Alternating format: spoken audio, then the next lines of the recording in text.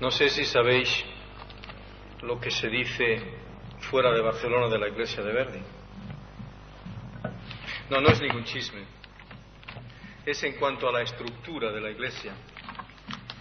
Dicen, es aquella iglesia que parece el arca de Noé puesta al revés. La quilla, las traviesas. Me alegro de que esta iglesia parezca el arca de Noé varada en la arena, puesta al revés. Me alegro porque necesitamos indudablemente la protección de esa arca de salvación, no tanto en cuanto al edificio ahora, sino en cuanto a lo que el Evangelio representa para nosotros, para el ser humano.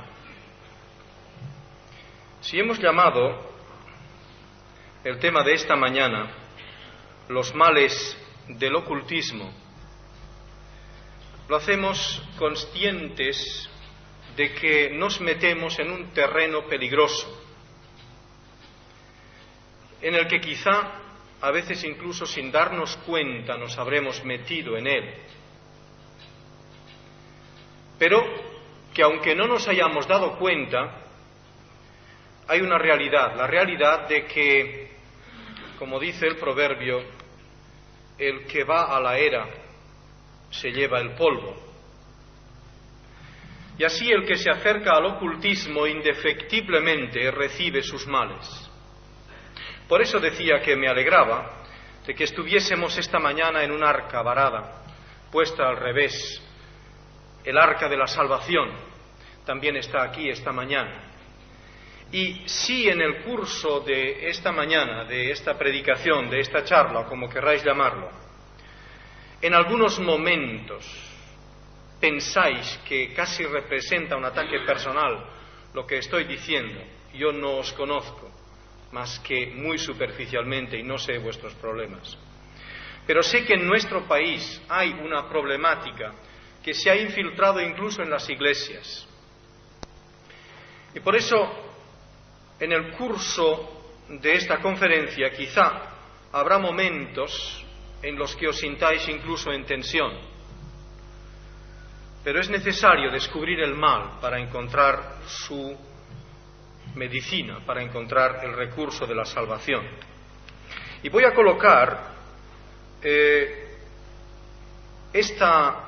este tema de esta mañana bajo dos palabras de la Escritura. Una de ellas, la que hemos leído en Colosenses 2:15, añadiendo la frase anterior para que lo entendamos, y dice: Dios quitó el acta que había contra nosotros y la clavó en la cruz, y despojando a los principados y a las potestades, los exhibió públicamente, triunfando sobre ellos en la cruz. La otra palabra está en Hechos, capítulo 8 y versículos del 9 al 11, y dice: había un hombre llamado Simón, que antes ejercía la magia en aquella ciudad, y había engañado a la gente de Samaria, haciéndose pasar por algún grande. A este oían atentamente todos, desde el más pequeño hasta el más grande, diciendo: este es el gran poder de Dios. Los males del ocultismo. Paradójicamente, los males que el ocultismo provoca son los medios con los que intenta ayudar o curar. Si vamos a la mancia, a todas las ciencias de la adivinación, o bien a la paramedicina, a aquellas prácticas médicas y de curandería al margen de lo que entendemos por normal. En nuestros días, la filosofía que embota las mentes es aquella de que el ser humano tiene derecho a ser feliz.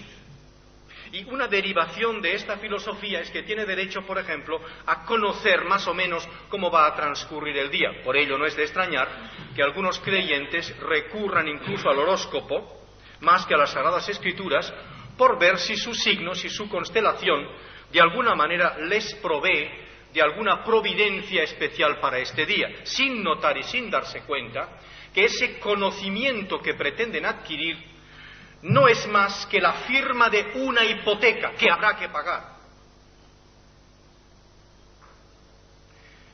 Esta forma de pensar, ese tener derecho a conocer mi destino, ese tener derecho a estar sano por cualquier medio y a cualquier precio, ha entrado también en las iglesias evangélicas y entre los creyentes.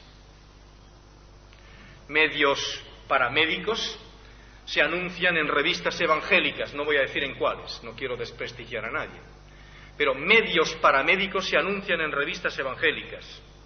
He visto productos de la radioestesia, de la antroposofía y de las ciencias orientales anunciados en revistas evangélicas, tiendas propiedad de creyentes. Ignoro si ellos saben qué es lo que están vendiendo. Los creyentes se recomiendan unos a otros ciertas dietas que hay que guardar durante 9 días, pongo por ejemplo, o 9 limones o 9 ajos. Se recomiendan ciertos libros naturales. Les voy a citar un ejemplo reciente. Mi esposa y yo vamos con frecuencia a buscar a una hermana que vive en un pueblo del Bajo Aragón para que asistiera al culto de Santa Cena. La hermana nos recibió en su casa trastornada, con signos visibles de pasar algo extraño. En su cocina pasaban extrañas cosas que nosotros mismos pudimos comprobar y que no es necesario aquí hacerle propaganda al diablo. Estuvimos orando y cantando alabanzas al Señor, tanto en el viaje de ida como de vuelta, y pidiendo protección de Dios y orando para que ese espíritu que trastornaba aquella casa se fuera.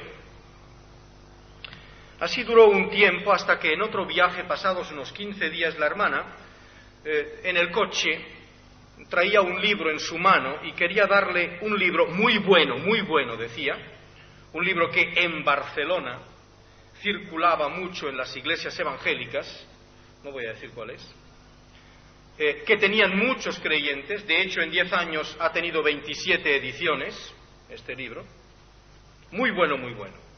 Este libro lo traía para un hermano que está casado y que anda todo el tiempo con dolores de estómago, y por medios naturales se tenía que curar.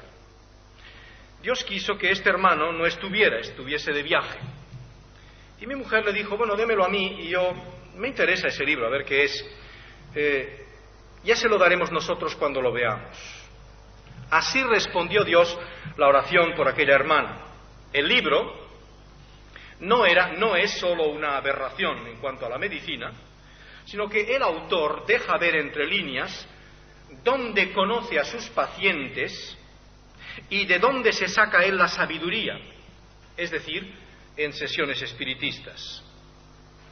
Dicho sea de paso, el joven que buscaba medios también en la paramedicina, en esos medios naturales para sus males, ha caído en el pecado del adulterio y está en estos momentos quizá lejos de Dios. Estos libros tienen desgraciadamente amplia circulación en nuestros medios y los he visto en muchas bibliotecas. Vaya por delante un pensamiento en cuanto al texto de Colosenses para poner ante todo el poder de Dios y de Cristo. Regresemos a la expresión de Pablo en Colosenses 2, versículo 8, y yo escojo la frase de este texto que dice: nadie os engañe, y añado la última frase, con los rudimentos del mundo, con los principios elementales del mundo, como dice en la otra versión, en otras versiones, rudimentos del mundo, elementos del mundo. Todas las prácticas ocultas, tanto las prácticas de adivinación, la mancia, como la paramedicina, esos dos grandes sectores del ocultismo, tienen que ver mucho con este texto y tienen que ver mucho con lo que Pablo dice aquí. Me permitiréis que os diga que el texto griego habla aquí de stoichea tu cosmo. Literalmente, lo que Pablo quiere decir, en el fondo, habla de las letras del abecedario, algo así como el ABC del mundo, pero en sentido figurado significa los elementos básicos del mundo entendidos mitológicamente. es decir, el fuego, el agua, el aire y la tierra, los rudimentos del mundo, los elementos del mundo. La química ha cogido prestado el término elementos para la definición de principios básicos de la materia, y la Biblia, en el caso de 2 de Pedro 3, del 10 al 12, habla neutralmente de estos elementos en el sentido de que son los que han de ser mutados o cambiados en el nuevo mundo. El fuego, el agua, el aire, la tierra. Ahora bien, estos 4 elementos básicos, estos rudimentos del mundo, estos elementos del mundo, eran tenidos a la vez por morada y dominio de imperios y señoríos de espíritus. De hecho, el griego actual, el griego que se habla hoy, utiliza la palabra stoicheia para designar demonios de una actuación o una acción localizada. En el mundo antiguo, los rudimentos del mundo, los elementos del mundo, el fuego, el agua, el aire y la tierra, eran también las influencias de las 12 constelaciones sobre el mundo, de las que cada mes se puede ver una. Es decir, un sistema astrológico del que el ser humano se hacía dependiente. Y Pablo dice que nadie os engañe con los rudimentos, con los elementos del mundo. No olvidemos que en este sentido astrológico de las constelaciones, las estrellas son demonios o habitaciones de demonios, y de ahí el miedo de algunos creyentes en Colosea en cuanto a ciertos días y a lunas nuevas. Por eso hemos leído hasta el versículo 16, que nadie os engañe, que nadie os meta miedo en cuanto a eso de que hay que guardar esos días o las lunas nuevas. Les voy a contar una cosa que nos sucedió recientemente. Tenemos en el chalet donde vivimos un huerto, unos cuantos metros cuadrados, donde mi esposa, donde yo a veces en ratos libres desahogamos un poco nuestras energías plantando cosas, salgan o no salgan. Tenemos un labrador anciano que aporta sus conocimientos para plantar un poco de hortaliza. Bueno, se dio el caso que le preguntó este labrador a mi mujer, ¿que quiere usted que plantemos judías? Mi mujer dijo, pues bien. Dijo, pero no se puede ahora. No se puede porque hay que esperar que la luna sea creciente. Bueno, pues esperaremos a que la luna sea creciente. Pero dijo él, no obstante, si se planta en un viernes en el que la luna sea creciente, viene a ser como si menguara. ¿Qué cosas? Parece de risa, ¿verdad?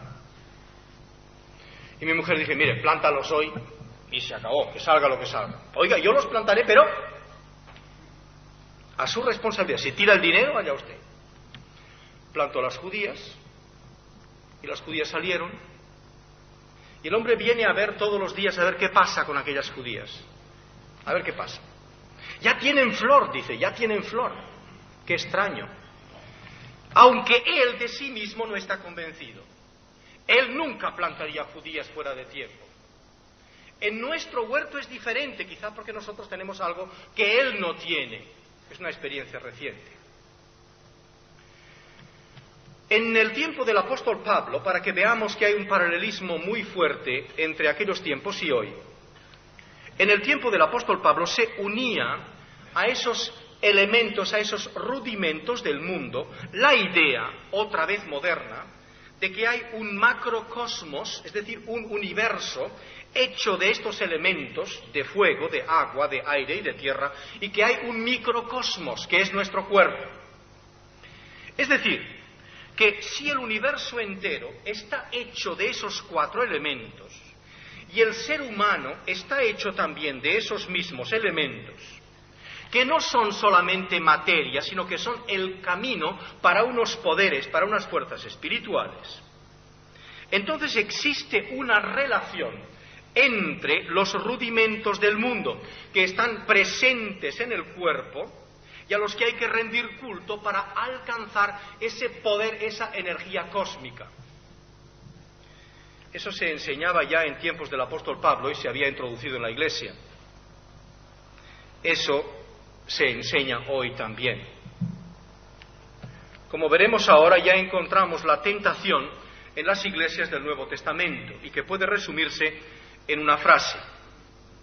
La mancia, las ciencias de la adivinación, las ciencias ocultas de la adivinación, y la paramedicina, las ciencias ocultas de la medicina, andan el camino de abajo arriba, del microcosmos al macrocosmos, la evolución de uno mismo hasta alcanzar los poderes universales.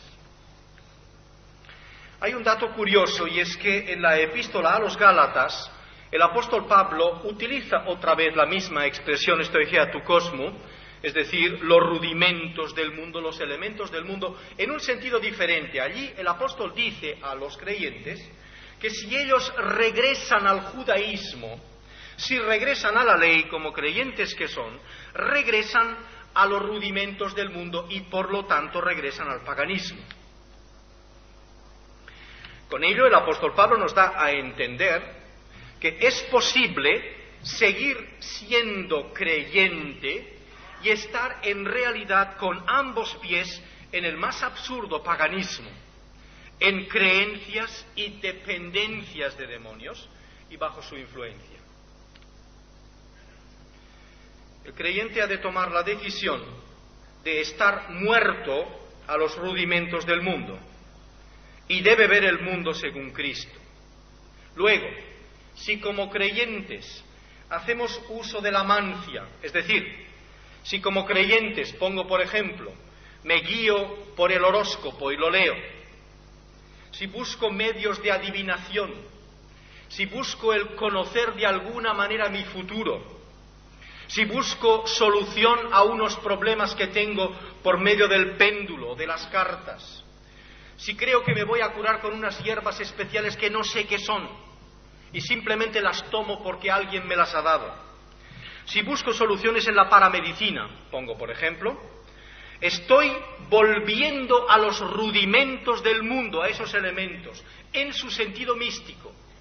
Estoy poniéndome bajo el efecto de unos dominios que ya fueron vencidos en Cristo Jesús.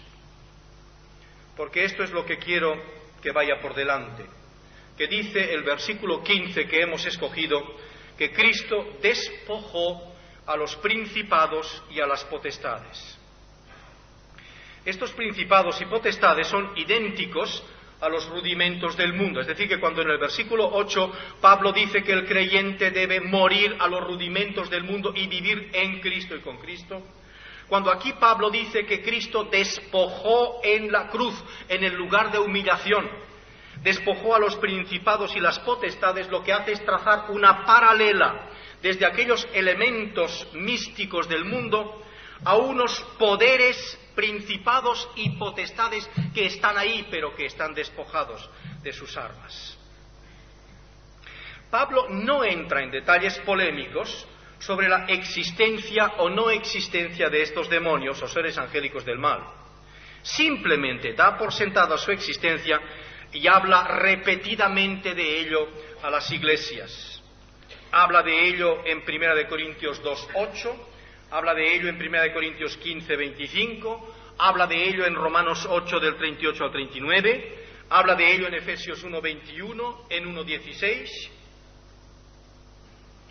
Dado que hay una cercanía muy grande entre Efesios y Colosenses, no hay duda en aceptar que cuando Pablo habla aquí de principados y potestades, está pensando en aquel mundo de las tinieblas del cual en Efesios 6, creo que se leyó en el conjunto de estas conferencias, se leyó este texto por lo que pude oír. En Efesios 6:12 y siguientes, donde Pablo dice que nuestra lucha no es con carne y con sangre, sino con poderes, con potestades, con príncipes, con huestes de maldad. Es decir, que cuando aquí Pablo dice que Cristo en la cruz despojó a principados y potestades, está hablando de aquellos mismos poderes de los cuales Él nos ha presentado una lucha constante y por la que el creyente debe ir armado. Qué mensaje más maravilloso. Jesús en la cruz desarmó a los principados y a las potestades. La palabra original dice despojar, que en el sentido literal quiere decir que se le despojaban las armas al enemigo en el momento de triunfar sobre él. De hecho, entendemos la palabra, puesto que también en castellano, cuando a alguien se le quita un cargo, se le habla de haberle despojado del cargo. Cuando la Biblia nos dice que el Señor Jesucristo, en la muerte en la cruz, despojó a los principados y potestades, de hecho nos está diciendo que le quitó las armas, los poderes y la autoridad a esos principados y potestades. Así Jesús en la cruz desarmó a los príncipes de las tinieblas. La cruz de Cristo supera en poder a todo el mundo espiritual. Estamos en el arca de la salvación. Pero es la cruz y es la muerte de Cristo, no un camino de rosas, no el triunfo por adelantado, es el triunfo en la muerte. Y por eso Pablo, por 2 veces, coge 2 imágenes que han de ilustrar claramente lo que él quiere decir. La circuncisión no hecha con mano, el cortar radicalmente, que es la misma radicalidad que Jesús emplea en el Sermón del Monte, y el bautismo como imagen de la muerte. Solo ahí está el triunfo y la victoria sobre estas potestades. Cuidado, no es la cruz como tal, no es la cruz colgada de una cadena en el pecho, aunque como símbolo está muy bien. No es tampoco la señal de la cruz que se hace en nuestro país al salir de casa, por ejemplo, lo cual sería otra vez paganismo. Es Él en la cruz, es el hecho de su muerte, es mi identificación con su muerte, es la aceptación de que nada hará nuestro esfuerzo si nuestra humillación ante la muerte que Él llevó por nosotros no es real. La cruz, mis amados hermanos, es el lugar del triunfo. Aquel lugar en el que aparentemente se había vencido a Cristo, el lugar de la humillación, se convierte en el lugar en el que en el mundo espiritual hay una victoria tal que los enemigos de Dios quedan desarmados y expuestos en triunfo a merced de Cristo. Si volvemos a los Colosenses, si volvemos al texto desde un ángulo literal, diríamos que lo que quiere decirles Pablo es que harán bien en no observar ritos y costumbres, harán mal en observar ritos y costumbres, en buscar ayuda para su vida, conocimiento para su futuro, ayuda para sus males, en potestades que han sido ya sometidas a la victoria de Cristo y que en Cristo están completamente desarmadas. ¿Qué tiene que decirnos esto a nosotros? ¿Qué aplicación tiene hoy? Nadie negará el resurgir de todo lo oculto y oriental y su influencia en nuestro tiempo. Nuestro mundo no es, desgraciadamente, solo escenario de la vida humana, sino el marco de una batalla espiritual, el lugar en el que opera el príncipe de este mundo entre los hijos que no obedecen al Evangelio, según Efesios. En otro lugar se llama a esa potestad, al príncipe de este mundo, el Dios de este siglo, el Dios de este eón, entendido tal como nuestro tiempo-espacio. Segunda de Corintios 4:4. Por ello el creyente, la Iglesia, ha de saber de estos poderes mágicos y ocultos que se ofrecen en ocasiones con nombres cristianos, se ofrecen con oraciones, se ofrecen con citas de la Biblia, se ofrecen en una esfera eficaz de estos poderes que Cristo ya desarmó en la cruz y a los que el creyente no debe someterse. Hay 2 caminos, he dicho antes, el camino de la mancia, el camino de la adivinación, el camino de la paramedicina. Lo mezclaré todo un poco para que veamos dónde están estos peligros y qué consecuencias, por eso hemos llamado los males o el mal del ocultismo, como una plaga, como una auténtica enfermedad que se nos echa encima. En cuanto a la mancia, todo lo que es mancia es la adivinación, los diferentes procedimientos de la adivinación, tanto si es por cartas, como si es por el horóscopo, como si es por cualquier otro medio. En cuanto a la paramedicina, llamamos paramedicina a métodos y prácticas, y tengan en cuenta desde este momento, quiero advertirles que no lo digo esto desde un punto de vista de la medicina o científico, sino desde el punto de vista del pastor, de la cura de almas, desde el punto de vista de la experiencia con personas que se han ocupado en esas cosas. Desde este ángulo lo veo yo. Paramedicina, es decir, que para nos indica algo que va al margen de lo normal o más allá de lo normal. Por ejemplo, la parapsicología, lo parapsíquico, es toda experiencia psíquica fuera de la propia alma, fuera de lo normal. En ese sentido hablamos de la paramedicina. Y no trataré aquí de definir el término estableciendo lo que sería normal para la medicina o para la ciencia, mucho menos cuando en nuestra sociedad pluralista la ciencia se convierte más y más en una especie de fe, en la que muchas veces hay que creer las cosas porque sí, porque son premisas de suposiciones que fundamentan todo un espectro. Lo normal para nosotros es que Cristo es la verdad absoluta, no como un simple principio de fe, sino como punto de mira, como base y meta de toda nuestra existencia. Esto puede parecerles a algunos una exageración, pero pronto me van a entender. La paramedicina es una ciencia oculta. La adivinación es una ciencia oculta. Y todo ocultismo, tanto si es para adivinar como si es para curar, todo ocultismo conlleva, provoca un desequilibrio psicofísico, porque rompe el normal paralelismo psicosomático del que estamos dotados, creando la llamada dolencia oculta, y provee al que lo padece de facultades mediales, lo hace ultrasensible. Voy a traducir todo eso. Aquel que se ocupa en procurar adivinar su futuro, aquel que tiene una enfermedad al que de alguna manera no está satisfecho con el médico, y alguien le dice que ha conocido a alguien, a un curandero, o a un herborista, o a alguien que tiene algo especial, maravilloso y que cura efectivamente, alguien que recurre a esos medios ocultos se expone a que le suceda lo siguiente. Supongamos que lo que hace es que tiene un dolor X, un mal de estómago, que quizá no está satisfecho con cómo lo lleva el médico, que va a alguien que haciéndole quizá unos masajes encima del estómago y diciendo cosas extrañas, o quizá imponiéndole las manos encima del estómago y haciendo una oración, se lo hace pasar. Todos tenemos un poco de idea de que muchas cosas, sigamos en el ejemplo del estómago, muchas cosas del estómago pueden provenir del alma, de nuestra forma de ser, de problemas o circunstancias que nos estén agobiando.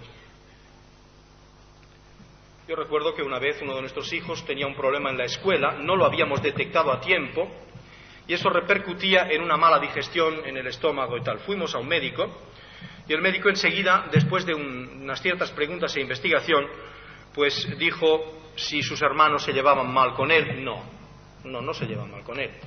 Entonces, ¿qué tal en el colegio? Entonces surgió el problema de que este chico tenía en el colegio una maestra dura, rígida, que por lo visto no lo entendía bien, no se llevaban bien, y esa problemática maestro-niño había creado en él ese dolor de estómago, esa mala digestión. Superado eso, se superó el dolor de estómago. Digo eso para ratificar el hecho de este paralelismo psicosomático, es decir, que lo que pasa en el alma se refleja en el cuerpo y lo que pasa en el cuerpo se refleja en el alma. Por ejemplo, si yo me he roto el brazo, no estoy de humor. ¿Qué digo con ello? Digo que mi alma no puede ser jovial, que mis sentimientos van paralelos a mi estado físico. O al revés, si tengo tristeza, quizá no salto de júbilo, que es un sentimiento, mi cuerpo expresa lo que siente mi alma siente lo que tiene mi cuerpo. Es el paralelismo psicofísico. Cuando no se busca el problema en el alma debidamente, cuando lo que se hace es, por poderes extrasensoriales, devolver la enfermedad que aparece en el cuerpo como una señal de alarma, entonces lo que se hace es devolverle al alma ese problema y de alguna forma romper ese equilibrio que tenemos, que Dios ha puesto en nuestra naturaleza entre el cuerpo y el alma, el equilibrio psicosomático. Con ello se adquieren a la vez facultades mediales, que no es todavía ni tiene nada que ver con la posesión demoníaca, se adquieren simplemente facultades mediales, es decir, extrasensoriales. Nos hacemos sensible a lo ultra. Notamos ciertas cosas en las demás personas, quizá empezamos a practicar telepatía, etcétera, etcétera. Estoy seguro que a raíz de esto ustedes plantearán las cosas y como sé que por la tarde hay el diálogo, entonces quizá algunas cosas muy prácticas saldrán de ahí. El hecho es que toda ocupación en lo oculto provoca esa enfermedad que nadie sabe realmente cómo curar y que llamamos la dolencia oculta, el mal oculto, la enfermedad oculta. Nadie sabe aún dónde se puede distinguir la dolencia oculta, por ejemplo, de la esquizofrenia. A mi modo de ver, la dolencia oculta es peor. Y como decimos hace un momento, su síntoma más característico es ese desequilibrio en el paralelismo psicosomático. Les voy a poner un ejemplo extremo. Cuando en una reunión, cuando en una sesión espiritista, la medium o el medium está en trance, entonces ese medium, esa medium, no siente dolor físico. Se ha hecho la prueba de quemar, auténticamente de hacer una quemadura en la mano de él o de la medium y no lo siente hasta que no vuelve en sí de aquel trance. En aquel momento el paralelismo psicosomático está totalmente ausente, no tiene reacciones por sí mismos.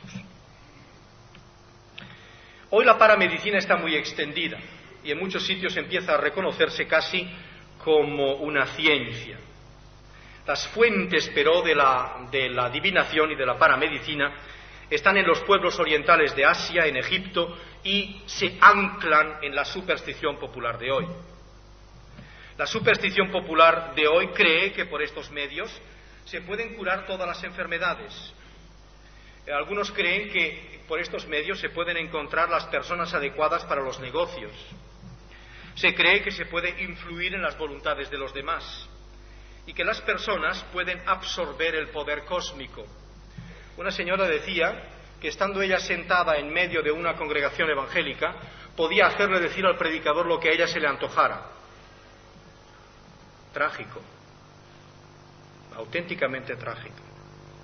Lo trágico es que las personas que recurren a esos medios, el que quiere saber su futuro, el que quiere ser curado de una enfermedad, ya está sensibilizada esa persona por la misma enfermedad que padece o por la circunstancia adversa por la que atraviesa, y entonces esa persona se ha convertido en un ser lábil, en un ser débil, propenso a caer en las redes que Satanás ya le ha tendido. Ahora, permítanme que nos hagamos una pregunta. ¿Puede ser que el creyente caiga en estas redes bien tendidas? ¿Puede ser que el creyente vaya a parar a manos de la paramedicina o de la mancia de la adivinación y por tanto contraiga el mal oculto? No les responderé desde el punto de vista teórico, sino práctico. La práctica demuestra que no solo es posible, sino que es una triste realidad. Nos costaría un tiempo explicar las razones teológicas de esta posibilidad, pero están dadas, y lo importante es que tenemos la experiencia de que así es decir, lo voy a explicar muy brevemente. El Espíritu Santo es dado a nuestro espíritu, tenemos el sello del Espíritu Santo en nosotros. El creyente está dado a crecer en el Señor, es decir, a ir entregando paulatinamente con un arrepentimiento de lo que no esté bajo la obediencia de Cristo, los diferentes sectores de su vida, bajo la influencia, bajo el poder del Espíritu Santo. Pero Dios no trabaja ejerciendo presión sobre nuestra voluntad. Dios permite, Dios deja que obremos libremente. Y Dios obra en nosotros mediante el conocimiento de la palabra de Dios y los impulsos del Espíritu Santo a través de nuestro espíritu. Esto es pneumatología. Los poderes del mal, el ocultismo, no trabaja a nivel de espíritu, sino a nivel de psique, a nivel de alma. Entonces, el creyente que por alguna razón no tiene sus sentimientos, su voluntad, su afección, no tiene su alma sometida al Espíritu Santo, el creyente que tiene sectores de su vida no sometidos bajo la influencia o el poder del Espíritu Santo, es por ahí, por esa puerta abierta, más arriba, en un plano diferente, por donde le puede venir todo ese mal oculto, por donde puede contraerlo. Además, la palabra de Dios nos dice que Satanás miente desde un principio y que se disfraza de ángel de luz para podernos engañar. La Biblia nos advierte contra las asechanzas del diablo, pero también nos dice que en esta batalla espiritual y como creyentes solo tenemos un arma de ataque, la palabra de Dios. Y cuando Jesús fue tentado por el diablo, ratificó el uso de esta arma diciendo una y otra vez, escrito está, pese a que el diablo le venía con palabras de la Biblia. Disfrazado de ángel de luz, Satanás intenta ahora por el camino de la paramedicina alcanzar derechos sobre las iglesias a través de creyentes que quieren curarse de su mal o quieren saber a cualquier precio y que acceden a estos medios. ¿Cuántos creyentes acudieron a saber? ¿Cuántos creyentes tomaron medicinas, tinturas, tés, hierbas y dietas de productos extraños y han caído así bajo el poder de Satanás? ¿Cuál es el problema? ¿Cómo puede un creyente caer tan fácilmente en el poder del mal? ¿Por qué los medios que ha tomado han sido eficaces en él? ¿O cree por qué esos medios han sido realmente eficaces? Ahora yo les diré abiertamente que la eficacia de los medios en cuanto al saber y en cuanto a la paramedicina, en cuanto a la mancia, a la adivinación y en cuanto a la paramedicina, no son garantía de que nuestro hombre interior no quede dañado y perjudicado y de que no contraigamos esta otra enfermedad que es la dolencia oculta. Les voy a plantear algunas apariencias de la paramedicina. En primer lugar, las doctrinas secretas. Se entiende por doctrinas secretas, y a lo mejor hay alguien entre nosotros que piensa, si yo he conocido creyentes que creen que tienen doctrinas secretas, yo he conocido creyentes, miembros de iglesias evangélicas, que creen firmemente en la reencarnación, que creen que han estado alguna vez en este mundo y que volverán a estarlo, y son miembros comulgantes de iglesias evangélicas, pero esto es una doctrina secreta, y como tal no la comunican a nadie. Las doctrinas secretas son revelaciones de carácter esotérico, es decir, doctrinas inaccesibles al vulgo. No se deben promulgar, no son como el Evangelio que hay que decirlo a todo el mundo, no. Las doctrinas de carácter esotérico son privadas, particulares y secretas, y están reservadas solamente a los iniciados, a los que pasan por ciertos ritos. Círculo mágico con pentagrama, prescripción con sangre, etcétera, etcétera. No entraré en detalles porque todas estas doctrinas secretas trabajan bajo una base común. Y a esa vamos. Se trata de conseguir la llamada energía cósmica o el poder cósmico. Cuidado si en algunas hierbas que les venden o en algún producto ven ustedes entre paréntesis las letras C. Pregúntenle al que lo venda qué significan estas letras. Si él lo puede explicar y puede decirles que es el nombre del fabricante y que se llama Carlos, lo que sea, Carlos Campos, pues muy bien. Pero si no puede explicarlo, tengan cuidado, porque esas dos letras significan que la energía cósmica y el poder cósmico está en aquel producto, y que lo que sana no es realmente el producto en sí, sino esa energía depositada en él.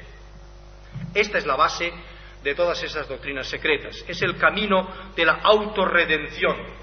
Las doctrinas esotéricas son comunes a la curandería, a la astrología, a la magia, a todas las ciencias ocultas de la adivinación y de la paramedicina. La energía y el poder cósmico son sustancias que necesita el individuo en ese camino a la autorredención. Eso es lo que enseñan esas doctrinas. El procedimiento es que mediante ciertas prácticas, como por ejemplo, por medio de la concentración dirigida, de la meditación, de la absorción, de la autohipnosis, a través de diversas prácticas místicas y mágicas, se obtienen esas sustancias para llegar a esos poderes y a esa energía cósmica.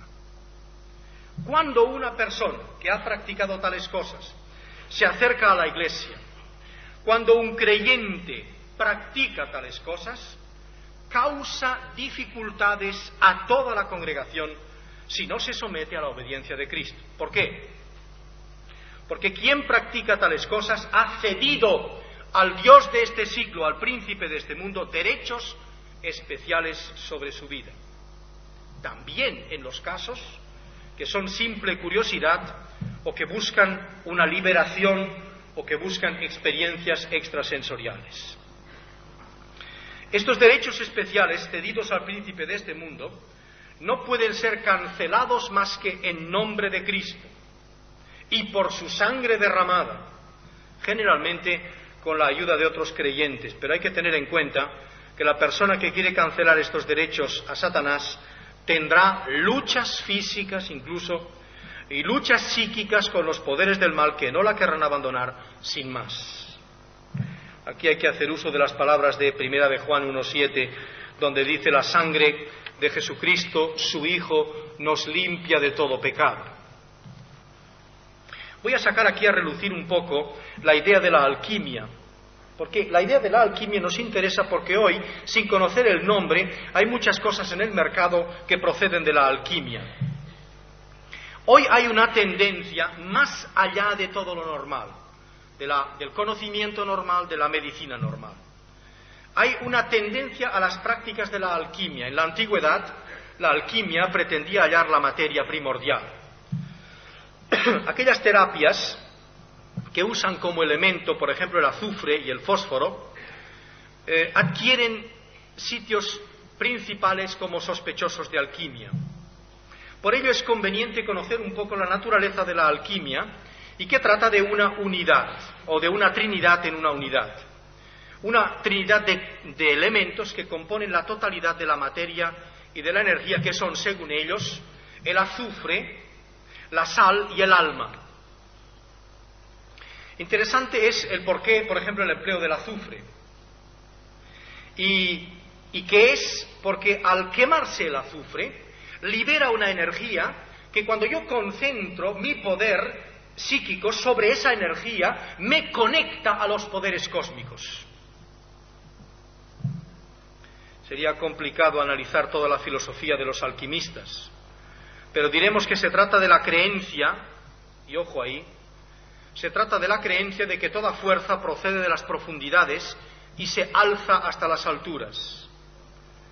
En este sentido, la alquimia tiene esto en común con la magia negra, con muchas religiones no cristianas, con filosofías orientales como el yoga, por ejemplo, que todas tienen lo mismo. El poder procede de abajo y asciende a lo alto.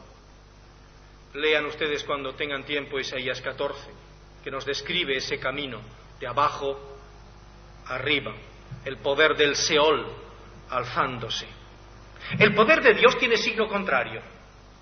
Viene de arriba, hablando en sentido figurado, y obra en todo el cosmos, desde arriba a nosotros. Voy a mencionar otro origen oculto que se mezcla un poco con el cristianismo y que es la cábala. La cábala es la ciencia oculta relacionada con la interpretación mística de las Sagradas Escrituras y con cálculos supersticiosos para adivinar una cosa.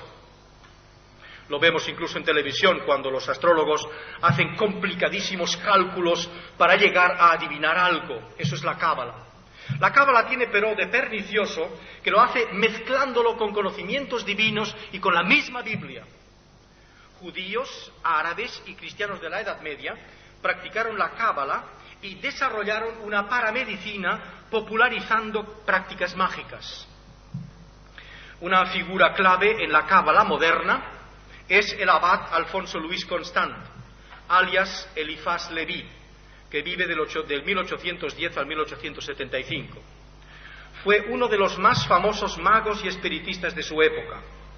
Alguna frase suya nos mostrará los caminos por donde anda este método. Dice: la cábala práctica prescribe la forma y la naturaleza de la purificación, de forma que el alma se parezca cada vez más a la divinidad, lo que sucede por el camino de la meditación. Solamente las ciencias ocultas, palabras textuales de Alfonso Luis Constant, solamente las ciencias ocultas dan la certeza sobre la realidad de la verdad en nosotros. Las teorías de la cábala práctica son idénticas a las de la magia, y esta es la razón de que la nombremos aquí. Enseñan la unidad del símbolo y la idea en la naturaleza, en el ser humano y en el universo. Lo voy a traducir esto otra vez. A veces ustedes se han asombrado de que alguien, quizá acusado de curandería, esté utilizando el nombre de Cristo y haga oraciones. Es en razón de la filosofía de la cábala, de la filosofía cabalística. Porque ellos enseñan que existe una polarización, una ley de polarización y de equilibrio, que por analogía lo opuesto crea armonía. Les voy a decir un ejemplo. Para la cábala, Jesús es Satanás y Satanás es Jesús. Por ello, según convenga, la cábala orará a Jesús, invocará a Cristo, según convenga. Porque por la polarización y el equilibrio, por la analogía de lo opuesto, creen que las dos cosas, Jesús y Satanás, no son más que dos polos de una misma realidad. Dicho de paso, por si alguno se ha aficionado al horóscopo, la astrología enseña lo mismo. Tiene el mismo principio. Además, la cábala fascina por su mística y por la simbología de los números. Y muchos creyentes se dejan prender ahí sin darse cuenta de que se ponen a adorar al anticristo, cuando pretendiendo saber fechas se meten con la cábala judía y la cábala cristiana y calculan posibilidades y fechas y terminan por adorar a aquel de quien pretenden estar hablando mal. Pero mis hermanos, la más grande revelación y manifestación de Dios está en la encarnación de su Hijo Jesucristo, el Cordero de Dios que quita el pecado del mundo. La cábala conduce por un camino tortuoso y complicado a la adoración de Satanás. Estoy seguro de que lo que viene ahora muchos de ustedes lo han oído nombrar o incluso más de uno lo ha practicado. La radiestesia. La radiestesia, ¿qué es la radiestesia? Mucha gente ha practicado la radiestesia en el pasado y lo vuelve a hacer en el presente. Básicamente, la radiestesia es la sensibilidad del organismo para captar ciertas radiaciones o emanaciones radioactivas que desprenden algunos cuerpos y permite, al parecer, incluso hay anuncios en los periódicos, permite, al parecer, la localización de objetos o sustancias que se encuentran fuera del alcance directo de los sentidos. Un tipo de radiestesia es la raptomancia, que es propia de los zahoríes. Más de un pozo en Cataluña se ha hecho por ese procedimiento. El propietario del terreno llama al zahorí. El zahorí, que conoce las leyes de la raptomancia, viene con su varita de avellano y dice: ¡aquí! Se hace el pozo y sale agua. Este es el principio de la radiestesia, con el que en este momento no quiero meterme, sino en derivaciones de ese principio que han venido a practicarse últimamente. Quiero aclarar que raptomancia es el poder de adivinación que la superstición atribuye a una vara mágica o péndulo, que es la práctica usual de los zahoríes, que son personas que pretenden tener poderes mágicos o virtudes radiestésicas, que con la ayuda de una ramita, generalmente de avellano, se dedican a localizar aguas subterráneas, yacimientos minerales, según parece, el Zahorí registra inconscientemente ciertas variaciones del campo magnético producidas por la presencia de un mineral o de una corriente, que son transmitidas a la rama y que ésta delata mediante ciertos cambios de posición.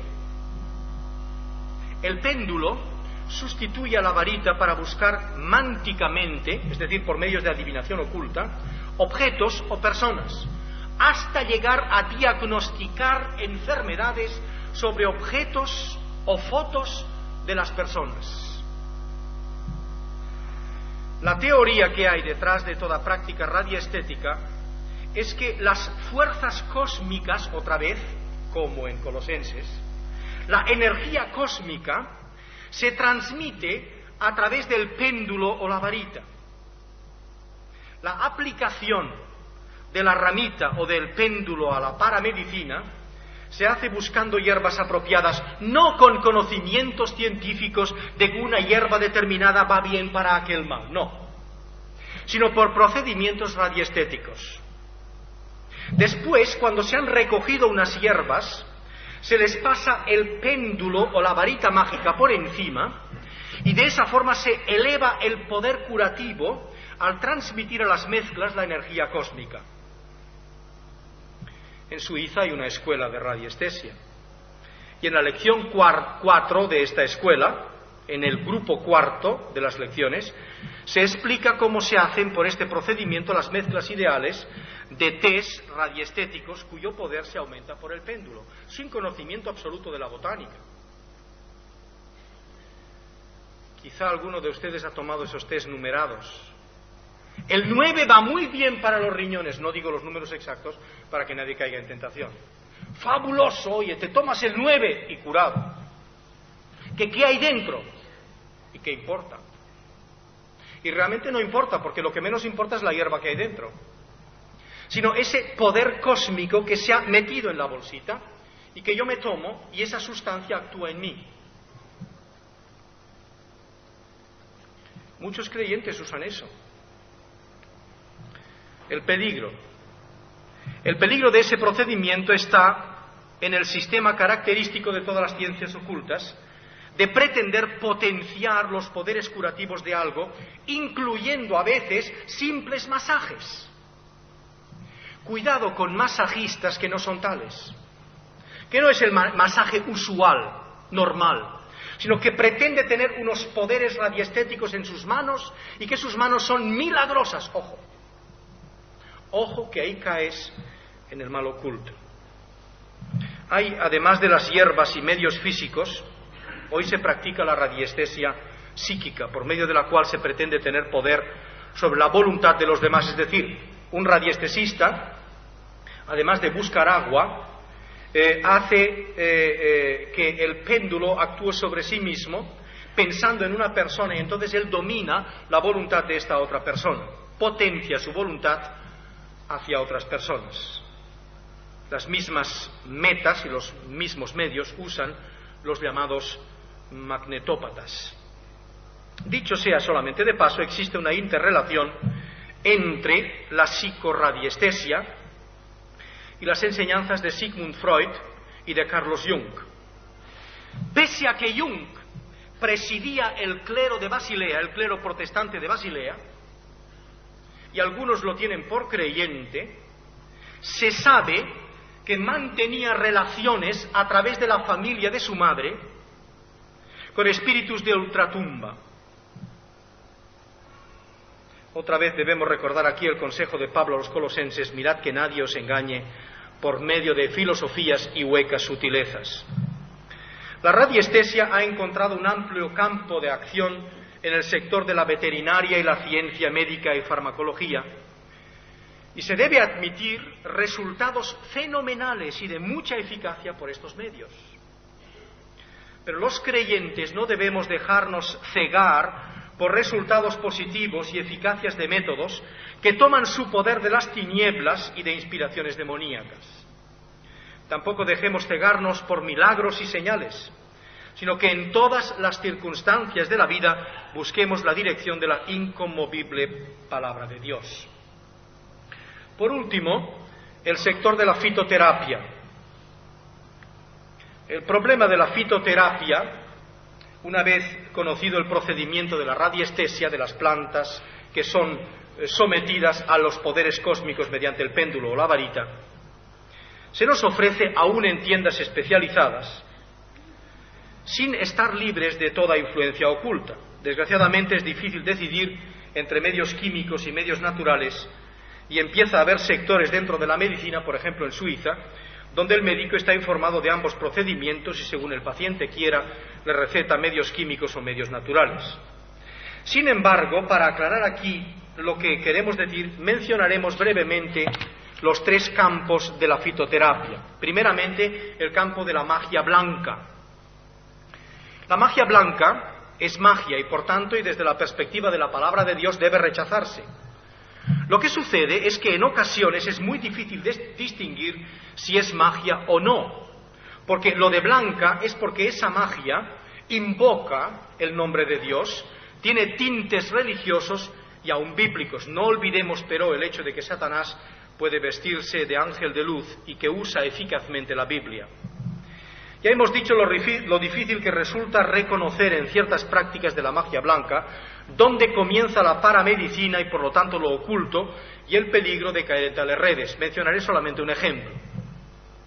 Hay un librito en alemán de la magia blanca, escrito por una tal María Treben, que se titula Salud de la farmacia de Dios.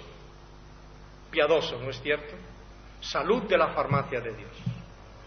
Se trata de una colección de recetas y consejos prácticos, de los cuales no les voy a dar ninguno, no sea que lo practiquen. Para hacer en casa. Todo se puede curar en casa por medio de ese libro. No solamente curar, ¿qué digo curar? Se puede estar sano siempre por medio de estas recetas. Ahora, el libro, y a eso es a lo que voy, hay que probar la ideología de lo que tomamos, de lo que buscamos. Al comienzo del libro hay una cita de Schopenhauer que delata la procedencia ideológica del libro. Y dice esta cita: tanto más cerca esté el ser humano de la naturaleza y de sus leyes, tanto más vivirá. Tanto más lejos esté de la naturaleza, tanto menos vivirá. Y otra cita dice: la salud no lo es todo, pero sin salud todo es nada. ¿Es cierto eso? Probémoslo a la salud de la Biblia. Pablo oró 3 veces para su curación y se conformó con la respuesta de Dios: bástate mi gracia, no te voy a curar. Dejó por ello de trabajar, dijo: Dios no me da salud, no puedo salir de casa, estoy resfriado, no puedo ir a la iglesia, voy medio ciego, no puedo salir de mi casa. No, Pablo trabajó pese a su enfermedad. El creyente debe tener conciencia de que tenemos un tesoro en vasos de barro y que vivimos en un cuerpo mortal y que la filosofía de que la salud está por encima de los demás bienes es un error diabólico. Pruébense a sí mismos si utilizan mucho la palabra salud cuando oran o en sus reuniones de oración. Gracias, Señor, porque me das salud para venir a la iglesia. Ay, si no tuvieras no vendrías. Si es entonces, ¿cuánto más debes venir? La autora del libro que mencionábamos antes a guisa de ejemplo declara sin tapujo poseer facultades mediales y dice que los consejos que escribe en el libro y las recetas los tiene de su difunta madre, y dice que para encontrar las hierbas que ella recomienda no tiene conocimientos botánicos, que lo que hizo fue estar muchas horas delante de una imagen de María, la Reina del Cielo, y que esa imagen de María la guió a las hierbas necesarias. Mucha gente, pero, usa esos libros sin llegar a leer jamás lo que no son recetas. Va directamente a las recetas porque es lo que ayuda. Un dato revelador: si ustedes cogen esos libros de salud en sus manos y esos libros proceden de la magia blanca, busquen que no haya demasiadas relaciones o referencias a Paracelso. Paracelso, que es básicamente, se le cree el fundador de la farmacología y la medicina moderna, porque se enfrentó al anquilosamiento de la ciencia y propugnó una nueva teoría médica basada en el estudio directo de la naturaleza y los usos y el uso de medios químicos. Ese fue Paracelso. Paracelso es el seudónimo del filósofo y médico suizo Philipp Theophrast Bombast von Hohenheim. apellido así de largo, por eso es más fácil decir su seudónimo Paracelso. Vivió en el 1493 al 1541. Sin embargo, lo que se sabe de Paracelso en cuanto a sus prácticas ocultas es muy diferente a lo que se dice de él en cuanto a la farmacología. Él sacó sus raíces de las ciencias ocultas indias y mantuvo estrechas relaciones con un contemporáneo suyo, alquimista y mago en Constantinopla. Y a sus alumnos en Basilea les decía: no os conforméis con lo que aprendéis aquí. Id a las viejas, id a las brujas, id a los pastores de ganado, aprended de ellos. Ellos son los que saben curar. Hay dos obras suyas que declaran lo que él creía es el paramedium. El paramedium es el vencerlo todo con experiencias ultrasensibles, y el paragranum, en lo que Paracelso, en lo que Philipp Theophrast Bombast von Hohenheim viene a decir, que todo ser humano tiene una simiente, un germen de Dios en sí, y que lo único que tiene que hacer es evolucionar, sacar ese germen para ser Dios. El ser humano que consiga abrir ese germen es Dios. Eso es esencialmente la magia blanca. No sé si ustedes habrán comprado alguna vez, no sé si alguno de ustedes tendrá en su casa productos comprados de una firma llamada Veleda. Veleda con W, no lo confundan con el Veleda, ese papel blanco de pintura, no lo confundan con eso. Productos Veleda con W de whisky. Es el campo de los productos antroposóficos. Por supuesto que habría mucho de decir de la forma de pensar que se ha infiltrado en muchos sitios, incluyendo el mundo evangélico, pero sus productos están en el mercado, los productos de la antroposofía. Brevemente les diré que la Liga Antroposófica la fundó el pensador austríaco Rudolf Steiner. Se trata de las enseñanzas que propugnan la potenciación del conocimiento humano a través de procesos de concentración interior hasta el desarrollo de nuevas posibilidades intuitivas. En cuanto a Cristo, Steiner enseñaba una mitología que veía en Cristo a dos personas. Enseñaba que realmente lo que se sabe de Cristo a través del Evangelio no es cierto, y que lo cierto de Cristo es lo que se puede prever y entrever a través de la clarividencia, de la facultad mántica medial que proviene de la ocupación de lo oculto. Esto lo enseñaba Steiner. A la concentración interior, Steiner la llamaba meditación. Y al procedimiento, y es el procedimiento en el desarrollo de un estado de conciencia en el que es posible, dice él, la percepción ultrasensible, es decir, llegar a las facultades mediales. Es decir, lo que nosotros desde el punto de vista del Evangelio vemos como un mal, como una enfermedad, Steiner, a través de la antroposofía y a través de los productos antroposóficos, enseña a acelerar ese proceso y a entrar en esa percepción ultrasensible, el adquirir facultades mediales. Él presenta como modelo de ese desarrollo a la planta, que de la raíz crece hasta ser una planta entera, hasta subir hasta el trono de Dios. Palabras textuales suyas. Por eso no nos sorprende que en este camino del antroposofismo encontremos una relación directa con el budismo, que su fundador no niega. De forma que la meditación antroposófica se distingue muy poco del yoga o de la meditación trascendental. La característica básica en cuanto al peligro para el creyente es la relación de la antroposofía con la magia negra. Una práctica que descubre el origen antroposófico es la técnica hipnótica que usan y que consiste en clavar ambos ojos en un punto de la frente. No diré aquí, me guardaré mucho de utilizar las frases que se usan para esta hipnosis. Solo les diré que entre ellas se polariza otra vez Cristo con Lucifer y, por ejemplo, se dice: Cristo está a mi mano izquierda, Lucifer a mi mano derecha, y quieren todo ese poder concentrado en la utilización del mismo.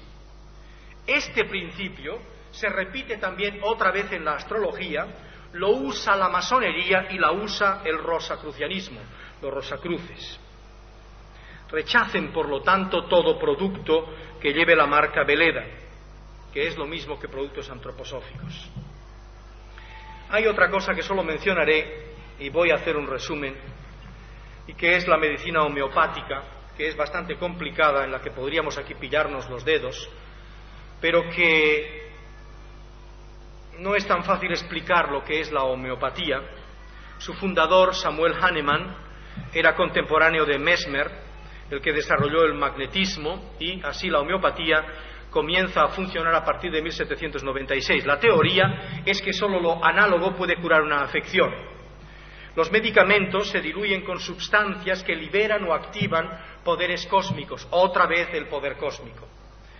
El doctor Steger lo explica así: en nuestro cuerpo existen, dice, además de los procesos físicos y químicos, otras energías de una estructura más sensible que pueden activarse, pero que tienen leyes propias. La pregunta que nosotros nos hacemos es: ¿qué poder es ese?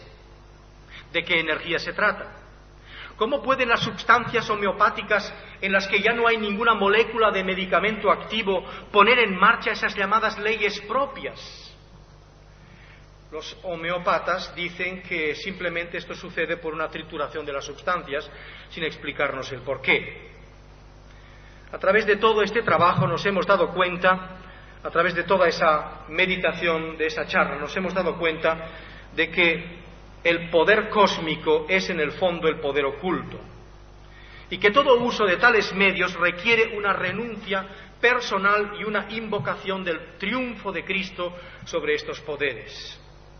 Ya sabemos que estos nombres y teorías para nosotros no son otra cosa más que un regreso a los rudimentos del mundo. El creyente en Cristo no puede aplicar ninguno de esos medios, ni paramédicos, ni de la adivinación. Si lo hace, ha contraído la dolencia oculta, en más o en menos grado, y debe ser objeto de atención por parte de la Iglesia y la invocación de la redención de Cristo en su sacrificio en la cruz. Las reacciones más inmediatas de tales medios son depresiones continuas y contagiosas a familias enteras y aún a la Iglesia.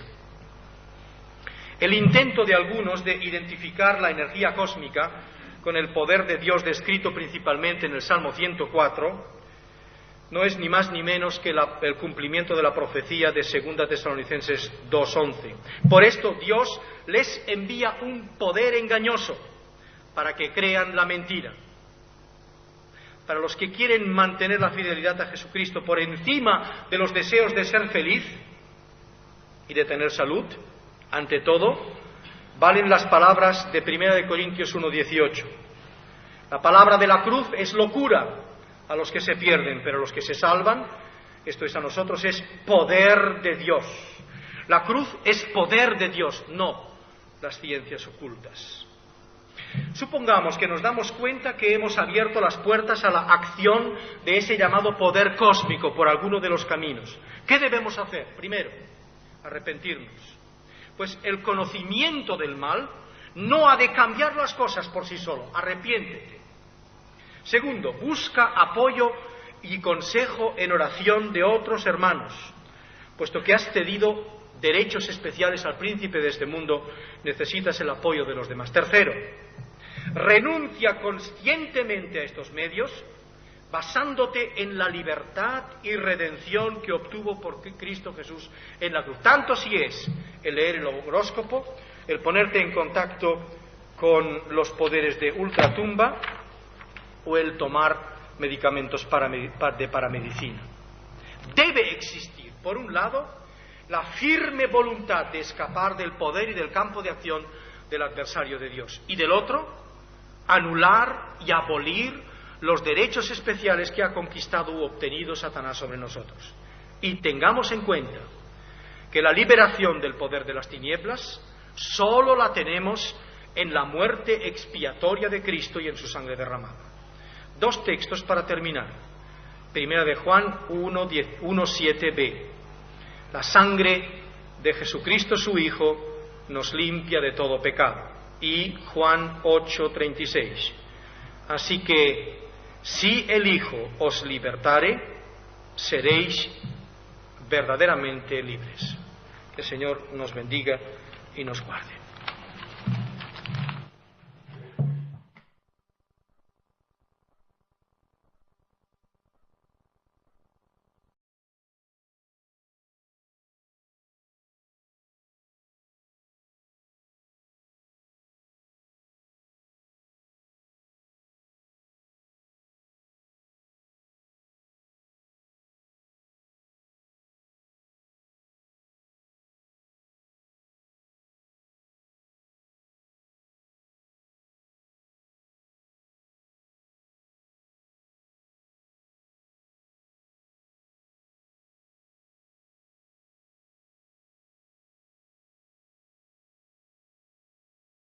al texto de Colosenses para poner ante todo el poder de Dios y de Cristo.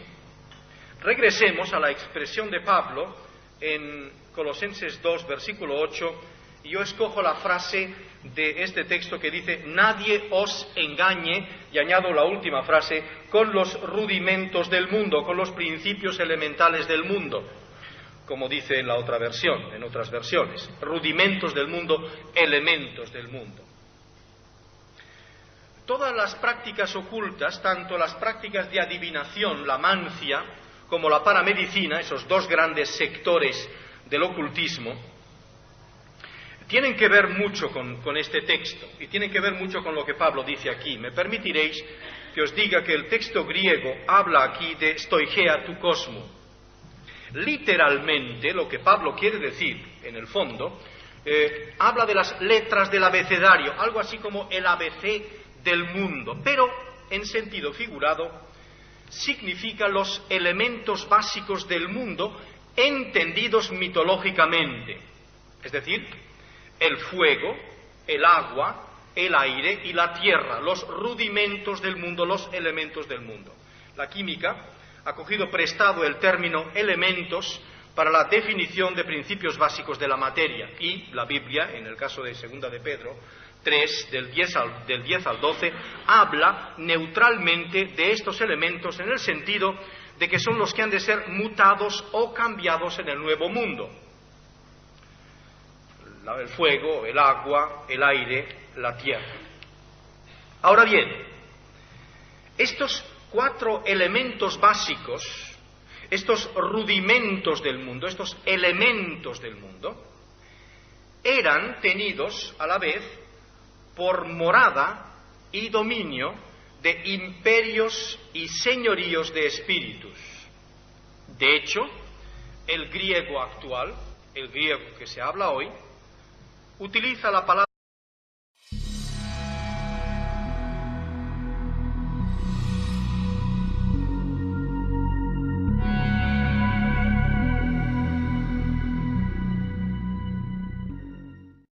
No sé si sabéis lo que se dice fuera de Barcelona de la iglesia de Verdi. No es ningún chisme. Es en cuanto a la estructura de la iglesia. Dicen, es aquella iglesia que parece el arca de Noé puesta al revés. ¿No? La quilla, las traviesas. Me alegro de que esta iglesia parezca el arca de Noé varada en la arena, puesta al revés. Me alegro porque necesitamos indudablemente la protección de esa arca de salvación, no tanto en cuanto al edificio ahora, sino en cuanto a lo que el Evangelio representa para nosotros, para el ser humano. Si hemos llamado el tema de esta mañana los males del ocultismo, lo hacemos conscientes de que nos metemos en un terreno peligroso, en el que quizá, a veces incluso sin darnos cuenta, nos habremos metido en él. Pero que aunque no nos hayamos dado cuenta, hay una realidad, la realidad de que, como dice el proverbio, el que va a la era se lleva el polvo. Y así el que se acerca al ocultismo indefectiblemente recibe sus males. Por eso decía que me alegraba de que estuviésemos esta mañana en un arca varada, puesta al revés. El arca de la salvación también está aquí esta mañana. Y si en el curso de esta mañana, de esta predicación, de esta charla, o como querráis llamarlo, en algunos, o bien a la paramedicina, a aquellas prácticas médicas y de curandería al margen de lo que entendemos por normal. En nuestros días, la filosofía que embota las mentes es aquella de que el ser humano tiene derecho a ser feliz Y una derivación de esta filosofía es que tiene derecho, por ejemplo, a conocer más o menos cómo va a transcurrir el día. Por ello no es de extrañar que algunos creyentes recurran incluso al horóscopo, más que a las Sagradas Escrituras, por ver si sus signos y su constelación de alguna manera les provee de alguna providencia especial para este día, sin notar y sin darse cuenta que ese conocimiento que pretenden adquirir no es más que la firma de una hipoteca que habrá que pagar. Esta forma de pensar, ese tener derecho a conocer mi destino, ese tener derecho a estar sano por cualquier medio y a cualquier precio, ha entrado también en las iglesias evangélicas y entre los creyentes. Medios paramédicos se anuncian en revistas evangélicas, no voy a decir en cuáles, no quiero desprestigiar a nadie, pero medios paramédicos se anuncian en revistas evangélicas. He visto productos de la radioestesia, de la antroposofía y de las ciencias orientales anunciados en revistas evangélicas, tiendas propiedad de creyentes. Ignoro si ellos saben qué es lo que están vendiendo. Los creyentes se recomiendan unos a otros ciertas dietas que hay que guardar durante 9 días, pongo por ejemplo, o 9 limones o 9 ajos. Se recomiendan ciertos libros naturales. Les voy a citar un ejemplo reciente. Mi esposa y yo vamos con frecuencia a buscar a una hermana que vive en un pueblo del Bajo Aragón para que asistiera al culto de Santa Cena. La hermana nos recibió en su casa trastornada, con signos visibles de pasar algo extraño. En su cocina pasaban extrañas cosas que nosotros mismos pudimos comprobar y que no es necesario aquí hacerle propaganda al diablo. Estuvimos orando y cantando alabanzas al Señor, tanto en el viaje de ida como de vuelta, y pidiendo protección de Dios y orando para que ese espíritu que trastornaba aquella casa se fuera. Así duró un tiempo hasta que en otro viaje, pasados unos 15 días, la hermana, en el coche, traía un libro en su mano y quería darle un libro muy bueno, decía, un libro que en Barcelona circulaba mucho en las iglesias evangélicas, no voy a decir cuál es, que tenían muchos creyentes. De hecho, en 10 años ha tenido 27 ediciones, este libro, muy bueno. Este libro lo traía para un hermano que está casado y que anda todo el tiempo con dolores de estómago. Y por medios naturales se tenía que curar. Dios quiso que este hermano no estuviese de viaje. Y mi mujer le dijo, bueno, démelo a mí y me interesa ese libro, a ver qué es. Ya se lo daremos nosotros cuando lo veamos. Así respondió Dios la oración por aquella hermana. El libro no es solo una aberración en cuanto a la medicina, sino que el autor deja ver entre líneas dónde conoce a sus pacientes y de dónde se saca él la sabiduría, es decir, en sesiones espiritistas. Dicho sea de paso, el joven que buscaba medios también en la paramedicina, en esos medios naturales para sus males, ha caído en el pecado del adulterio y está en estos momentos quizá lejos de Dios. Estos libros tienen desgraciadamente amplia circulación en nuestros medios y los he visto en muchas bibliotecas. Vaya por delante un pensamiento en cuántos momentos pensáis que casi representa un ataque personal lo que estoy diciendo. Yo no os conozco más que muy superficialmente y no sé vuestros problemas. Pero sé que en nuestro país hay una problemática que se ha infiltrado incluso en las iglesias. Y por eso, en el curso de esta conferencia, quizá habrá momentos en los que os sintáis incluso en tensión. Pero es necesario descubrir el mal para encontrar su medicina, para encontrar el recurso de la salvación. Y voy a colocar este tema de esta mañana bajo 2 palabras de la Escritura.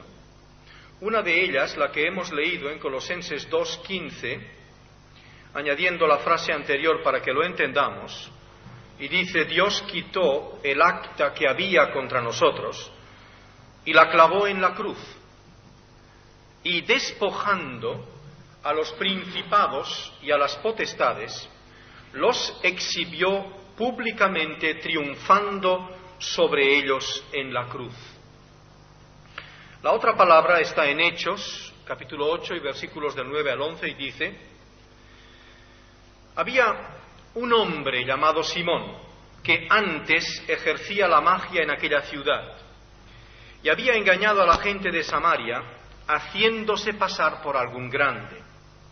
A éste oían atentamente todos, desde el más pequeño hasta el más grande, diciendo: este es el gran poder de Dios. Los males del ocultismo. Paradójicamente, los males que el ocultismo provoca son los medios con los que intenta ayudar o curar. Si vamos a la mancia, a todas las ciencias de la adivinación,